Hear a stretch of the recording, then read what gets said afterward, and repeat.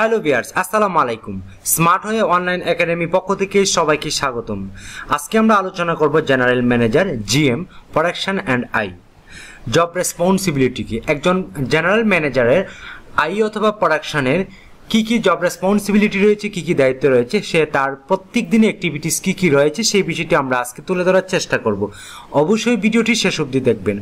তো চলুন আমরা মূল আলোচনায় চলে যাই। তার আগে ছোট্ট একটি রিকোয়েস্ট, যদি আমার এই চ্যানেলটা ভালো লেগে থাকে অবশ্যই সাবস্ক্রাইব করে পাশে থাকবেন, কারণ এই চ্যানেলে প্রত্যেক দিন job responsibility, job analysis, job skill development, garments ও টেক্সটাইল বিষয়ের সকল তথ্য নিয়ে প্রত্যেকদিন ভিডিও আপলোড করা হয়। সাবস্ক্রাইব করে সঙ্গে থাকবেন। তো চলুন মূল আলোচনায় চলে যাই।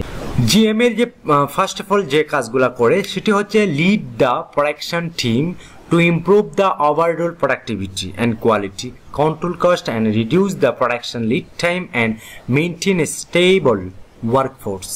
অর্থাৎ ওভারঅল প্রোডাকশনের প্রোডাক্টিভিটি বৃদ্ধি কীভাবে করা যায়, কীভাবে কোয়ালিটি কন্ট্রোল করা যায়, কস্ট কীভাবে মিনিমাইজ করা যায় এবং প্রোডাকশন ফুল টিমটাকে সে পরিচালনা করা থাকে।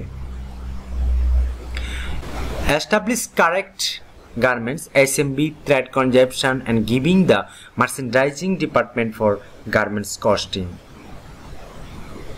জেনারেল ম্যানেজারের যে কাজটা সেটা আপনি গার্মেন্টসের অ্যাসেম্বলিতে সে এস্টাবলিশ করে, থ্রেড কনজাম্পশন কন্ট্রোল করে, giving the merchandising department for garments costing, অর্থাৎ মার্চেন্ডাইজিং থেকে যে গার্মেন্টসের যে কস্টিংটা দেয় সেই কস্টিংটা সে কন্ট্রোল করে।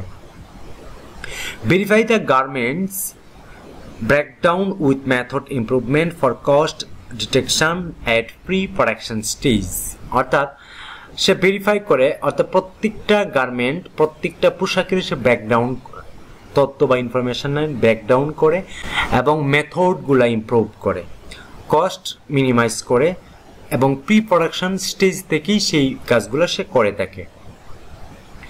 Should be good knowledge about setting up I, অর্থাৎ সে ফুললি একটি কোম্পানির আয়ের যে সেট আপটা রয়েছে সেটা কন্ট্রোল করে and work study in cutting, swing and finishing sector, বিশেষ করে কাটিং এবং সুইং ফিনিশিং সেক্টরে সে কাজগুলা বেশি করে। Should be good knowledge about training people to analyse real cost, root cost to overcome bottlenecks and prevent the same in future, অর্থাৎ যেখানে যেখানে আপনার বটলনেক তৈরি হয় সেখান থেকে কিভাবে উত্তরণ হওয়া যায় সেই বিষয়গুলো নিয়ে উনি প্রত্যেকটা স্টাফদেরকে ট্রেনিং করে, মোটিভেট করে মিটিংয়ের মাধ্যমে। Ensure the alignment with the corporate business goal, অর্থাৎ একটি কোম্পানির বিজনেস গোল কি রয়েছে, তার কি উদ্দেশ্য রয়েছে, একটি কোম্পানির অ্যালগোরিদম কি, প্রত্যেক বছরে তার যে প্রোডাক্টিভিটি কীভাবে বৃদ্ধি করা যায় সেই বিষয় নিয়ে উনি কাজ করে এবং সর্বশেষ যে একটা টার্গেট প্যাকেজ, যে সেই টার্গেট অনুযায়ী সে অ্যাচিভ কীভাবে করা যায় সেই কাজগুলো সে করিয়ে নেয়। Should be sound knowledge about production and capacity planning, অর্থাৎ ফাইনালি সে যে কাজগুলো করে সেটা হচ্ছে প্রোডাকশন অ্যান্ড ক্যাপাসিটি প্ল্যানিং অনুযায়ী সে কাজ করে।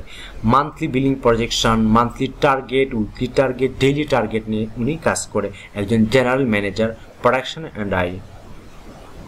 Should B sound knowledge about motivation, various production techniques with problem solving ability, অর্থাৎ যে কোনো ধরনের সমস্যা, বড় ধরনের সমস্যা হয় প্রত্যেকটি সেক্টরে, সেই সেক্টরের সমস্যাগুলো নিয়ে উনি কাজ করে এবং ইনি যে টেকনিক্যাল বিষয়গুলো রয়েছে সেই বিষয়গুলো নিয়ে উনি পরামর্শ দেয়, মোটিভেট দিয়ে থাকে।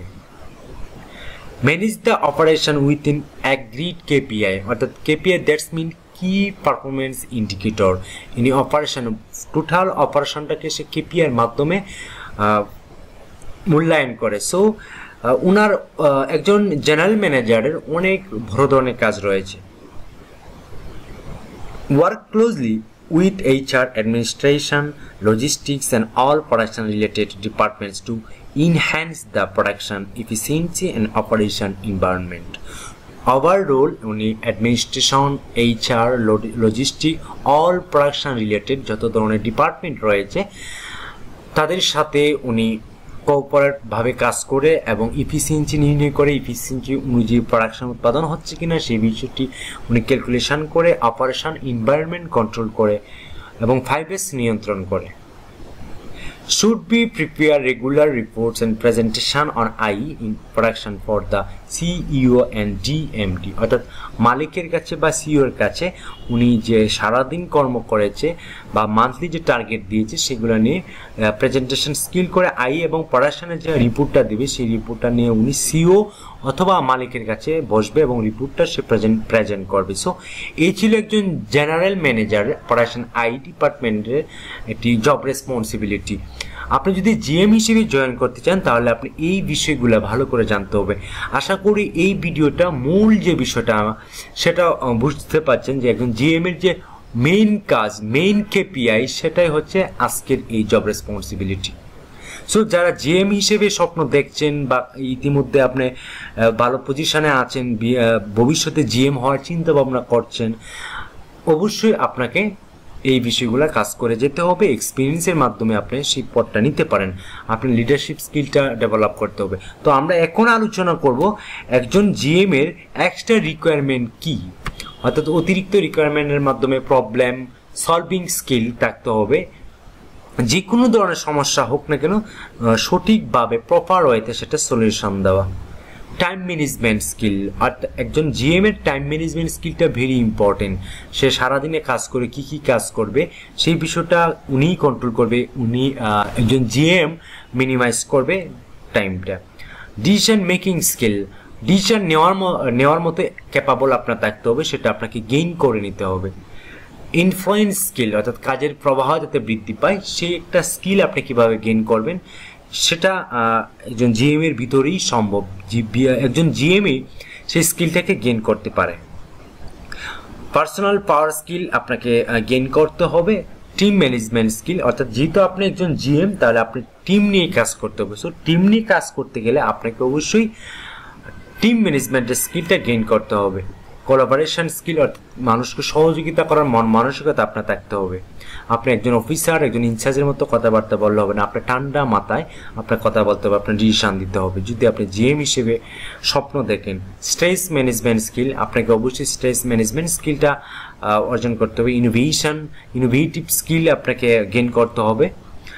সেলফ ডিসিপ্লিন স্কিল আপনাকে নির্ণয় করতে হবে এবং গেইন করতে হবে। সেলফ ডিসিপ্লিন, নিজের যে আপনার যে ব্যক্তিত্ব, আপনার যে লিডারশিপ, আপনার যে একজন জিএম সেটা আপনাকে অ্যাটিটিউডের মাধ্যমে, বডি ল্যাঙ্গুয়েজের মাধ্যমে বুঝিয়ে দিতে হবে।